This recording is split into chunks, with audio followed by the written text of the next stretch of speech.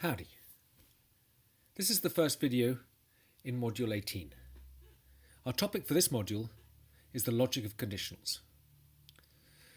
We will be looking at how to construct proofs using the material conditional and the biconditional. Although actually, the major focus will be on the material conditional, because once we know how to prove material conditionals, it's very easy to prove biconditionals.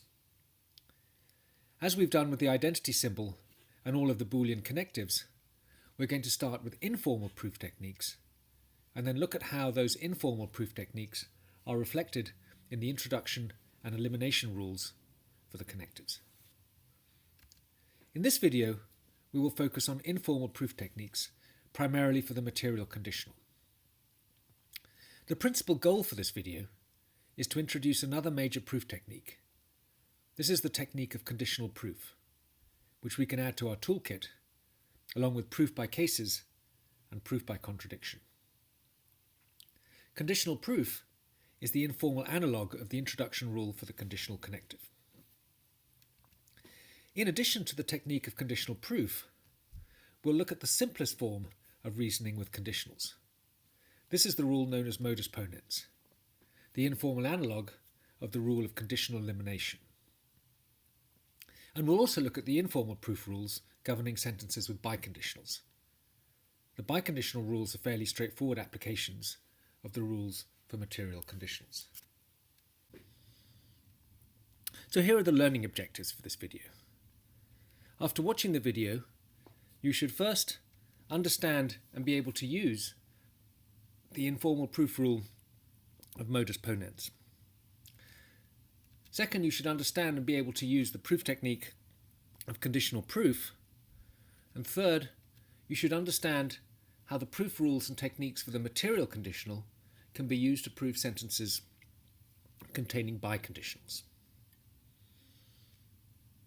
So the first informal proof rule that we're going to look at is so commonplace that you might be surprised to discover that it actually has a name. The rule of modus ponens basically says that if you have a conditional A arrow B and you're also given that A holds, then you can conclude B. Here is modus ponens in Fitch notation. And here is an example. If Dr. Jones is in Paris, then Dr. Jones is in France. Dr. Jones is in Paris, therefore Dr. Jones is in France. I'm pretty sure that although you may not have heard the name before, you apply the rule of modus ponens many times each day. And I'm also pretty sure that you have no doubts about it being truth-preserving. If the conditional A arrow B is true, and the antecedent A is also true, then the consequent B is guaranteed to be true. Still, although modus ponens itself is very straightforward, it is important to keep it distinct from another principle that is superficially similar, but is not truth-preserving.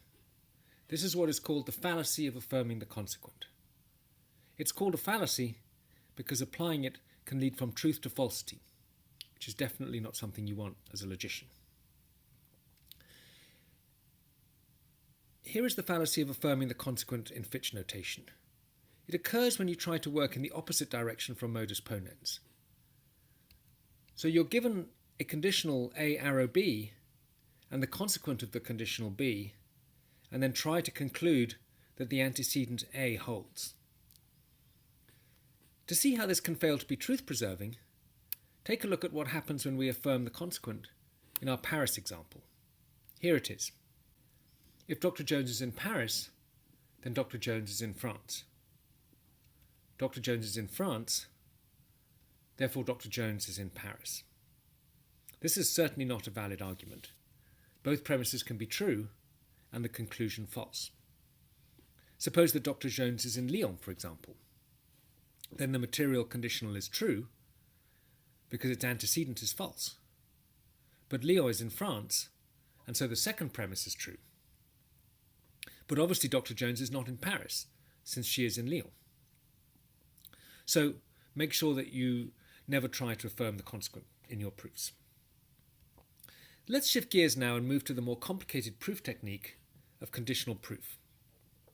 Here's the basic idea. A material conditional says that if the antecedent is true, then the consequent is true. So one way to prove a material conditional is to assume that the antecedent is true and then prove the consequent on that assumption. Conditional proof is more complicated than modus ponens. Like proof by cases and proof by contradiction, it's really a proof strategy rather than a simple rule. Applying conditional proof can involve a long chain of reasoning. That's why when we formalize it in Fitch, we'll find ourselves using a subproof. The subproof starts by assuming A. It then goes through as many steps as it takes to derive B. So the subproof shows that you can prove B on the assumption that A. This allows you to derive the conditional. Then you can move left to conclude A arrow B back in the main proof. For now, though, let's look at how conditional proof works informally. Here's a nice example. Suppose that we want to prove the following simple arithmetical fact. If n is an even number, then n squared is an even number. Or with a conditional symbol, n is an even number, arrow, n squared is an even number. How do we proceed? Why don't you stop the video and think about how you might apply the technique of conditional proof to prove this? Well, this is a conditional. The antecedent is n is an even number, and the consequent is n squared is an even number. So we need to start by assuming the antecedent. Here goes. Let's assume, for conditional proof, that n is an even number. Notice that, as with proof by contradiction, it's a good idea to be clear up front about which strategy you're using. The next step is the crucial one. Since n is even, n can be written as 2m for some natural number m. This is really just applying the definition of an even number. But now we can multiply out to get to the conclusion we want.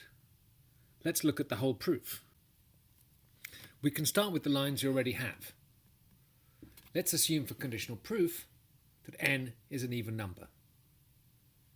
Since n is even, n can be written as 2m for some natural number m. That means that n squared equals 2m squared. Substituting 2m for n. So n squared equals 4m squared. Since 4m squared can be written as 2 times 2m squared, it is itself an even number. Therefore, n squared is an even number. So, by conditional proof, if n is even, then n squared is even. To recap, therefore, we can prove a conditional using conditional proof by assuming the antecedent and then showing that the consequent is a logical consequence of the antecedent. Of course, we're just assuming the antecedent. We're not committed to it being true. All that matters is that the consequent is a logical consequence of the antecedent. So that's conditional proof. In the next video, we'll look at how conditional proof works in Fitch, where it corresponds to the rule of conditional introduction. Modus ponens, you won't be surprised to learn, corresponds to the rule of conditional elimination. But that's for video 18.2. Before we get there, let me briefly explain the principles of informal reasoning with biconditionals. Think back to the last video. The biconditional A, if and only if B, effectively says that A and B have the same truth value. That means that if the biconditional A, if and only if B is true, and A is true, then B must be true. So if you have the biconditional A, if and only if B, and A, then you can certainly conclude B. Bearing that in mind, let's look at how you prove a biconditional. The key here is to remember something that we looked at in the last module. A biconditional is really a conjunction of two conditionals. Let's look at this again. The biconditional A, if and only if B, is tautologically equivalent to the following sentence: A arrow B and B arrow A. And that shows us one way of proving the biconditional. Basically, you use conditional proof twice, once for each of the two conditionals. You use it first to prove the material conditional A arrow B, and then you use it again to prove the second material conditional B arrow A. Putting those proofs together gives you a proof of the biconditional A if and only if B. One final point about proving biconditionals, and indeed about proving conditionals. Remember from module 17 that a material conditional B arrow A is tautologically equivalent to its contrapositive, not A arrow, not B. So that means that we can write the biconditional A if and only if B like this: A arrow B and not A arrow, not B. In other words, we write it as if A is true, then B is true, and if A is false, then B is false. And sometimes this points to an easier way of proving a biconditional. So let's go back to our earlier example. We saw how to prove n is an even number, arrow n squared is an even number. But what if we want to prove the biconditional? N is an even number if and only if n squared is an even number. Well, we've already done half the work. We've done the A arrow B part, so we need the other direction. The easiest way to prove the direction we haven't already proved is to prove the contrapositive. N is an odd number, arrow n squared is an odd number.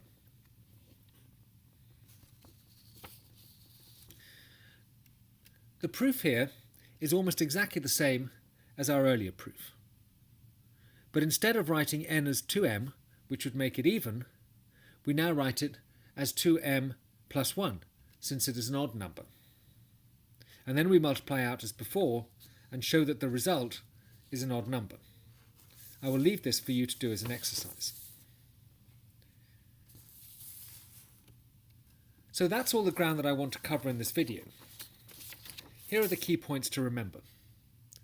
First, modus ponens is the rule that allows you to conclude B from A arrow B and A.